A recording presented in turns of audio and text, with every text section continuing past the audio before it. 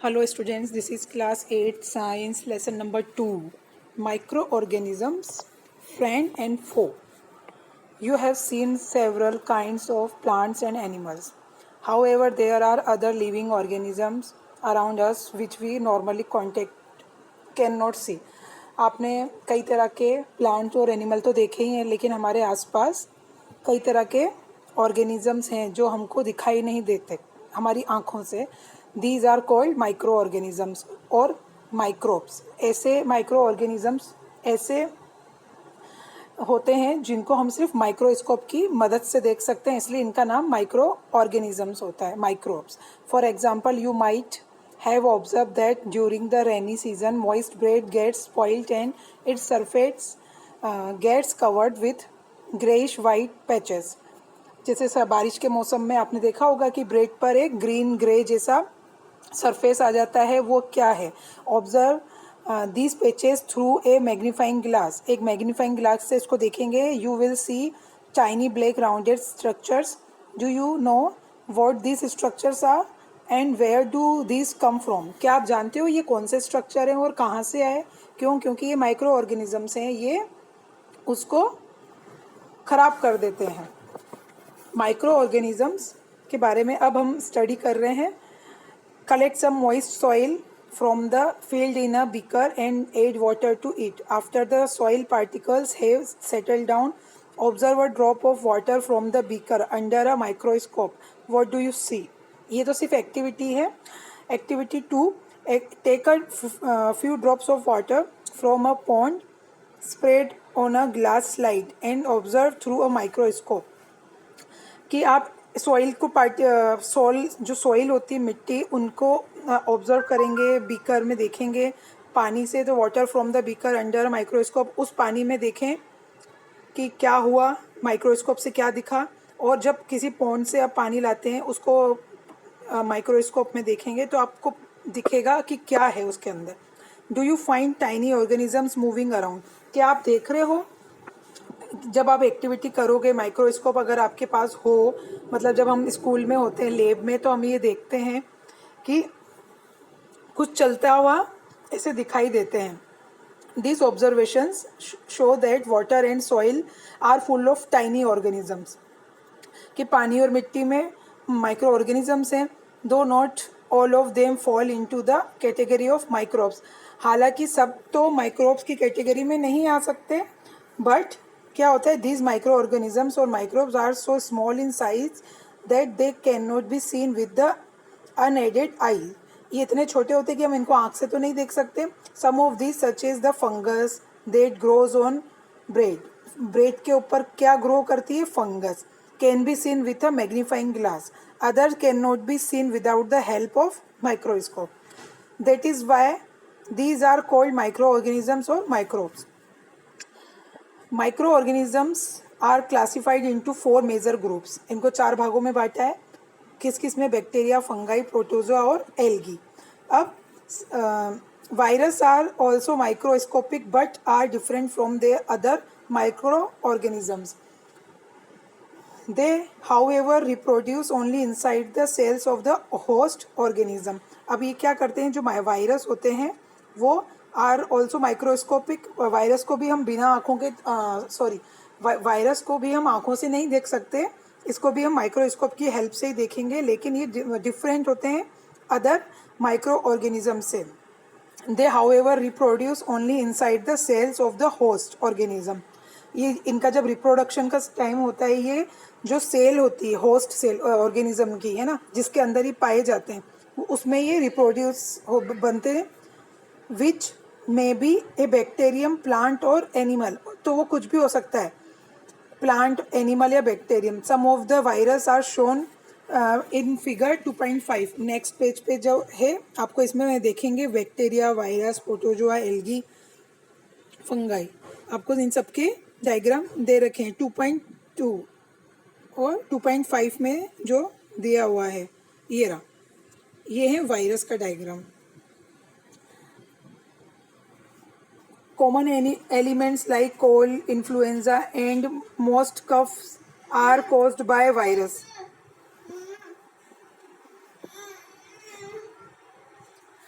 Serious disease like polio and chicken pox are also caused by virus.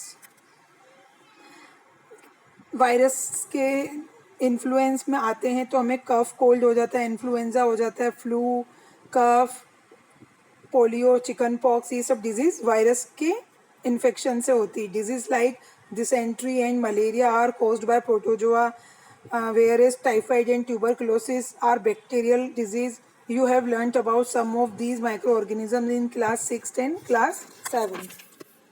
अब ये दे रखे हैं. फर्स्ट फिगर है बैक्टीरिया का. ये जो माइक्रोस्कोप से अगर हम देखेंगे तो वो कुछ ऐसे दिखाई देंगे. ये नेक्स्ट है एल्गी का डायग्राम और प्रोटोजोआ, फंगाई और ये वाला वायरस का. Where do microorganisms live? Microorganisms may be single cell like bacteria, some algae and protozoa, or multicellular such as many algae and fungi. कि माइक्रो ऑर्गेनिजम्स क्या होते हैं? सिंगल सेल हो सकते हैं बैक्टीरिया की तरह, सम एल्गी एंड प्रोटोजोआ और मल्टीसेल्यूलर. जो एल्गी होते हैं और प्रोटोजोआ होते हैं मल्टीसेल्यूलर होते हैं. They live in all types of environment. और ये क्या होते हैं? हर तरह के एनवायरनमेंट में रह पाते हैं. Ranging from ice cold climate to hot springs and deserts to marshy lands. They are also found inside the bodies of animals including humans. Some microorganisms grow on other organisms while other exist freely. तो हर type में अलग अलग होते हैं microorganisms and us. Microorganism और हमारे बारे में अब डिस्कस हो रहा है. Microorganism play an important role in our lifes. Some of them are beneficial. कुछ तो क्या होते हैं, किससे हमको इन्फेक्शन हो जाता है, बीमारियां हो जाती हैं, और कुछ हमारे लिए हेल्पफुल भी होते हैं. तो जैसे कि इसके लिए हम डिटेल में study about them in detail. हम इसके बारे में हम स्टडी कर रहे हैं डिटेल में. Friendly micro organisms. Microorganisms are used for various purposes. They are used in the preparation of curd, bread and cake. जो हमारे लिए उपयोगी हैं वो जैसे दही जमाने में, ब्रेड बनाने में, केक बनाने में हमको यूज़ होते हैं. Microorganisms have been used for the production of alcohol since ages.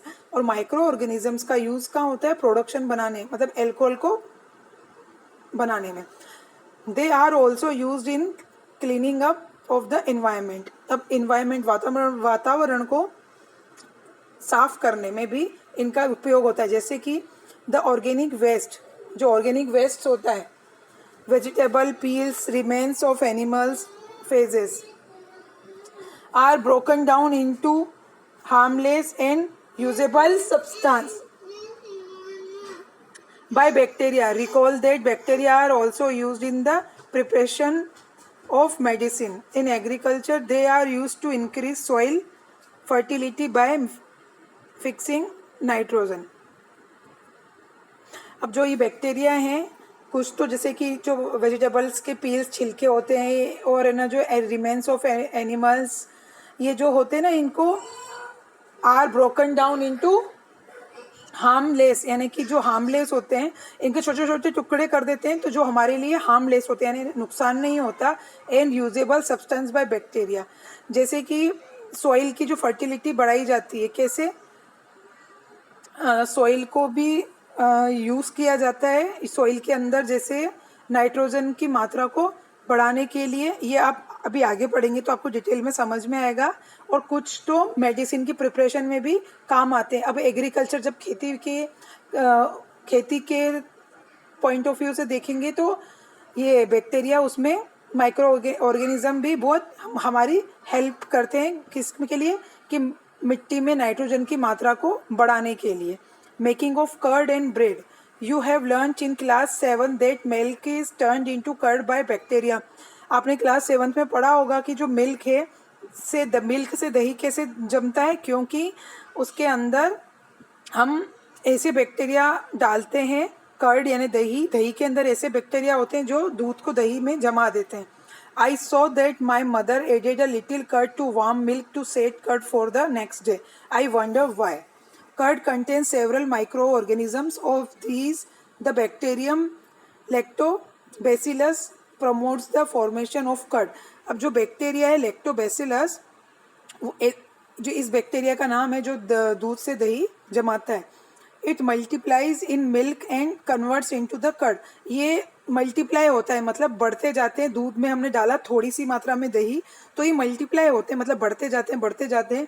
तो हम एक दिन पहले जब दही डालते हैं ना दूध में, तब अगले दिन देखते हैं तो वो पूरा जम जाता है. Bacteria are also involve in the making of cheese, pickles, and many other food items. An important ingredient of rava, idli, and bhaturas is curd. Can you guess why bacteria and yeast are also helpful for fermentation of rice, idlis, and dosa batter? आप ये activity इस page पे देखेंगे तो आपको समझ में आएगा कि ये फर्मेंट कैसे होते हैं और इसमें क्या चीज़ डाली जाती है जिससे वो फर्मेंट होते हैं. East reproduces rapidly and produces carbon dioxide due to respiration. Bubbles of the gas fill the dough and increase its volume.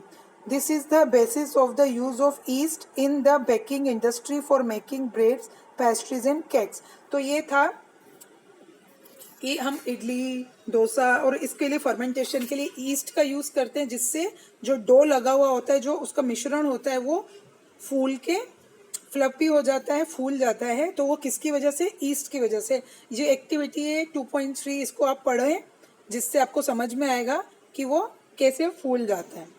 Next हम नेक्स्ट पार्ट में लेंगे.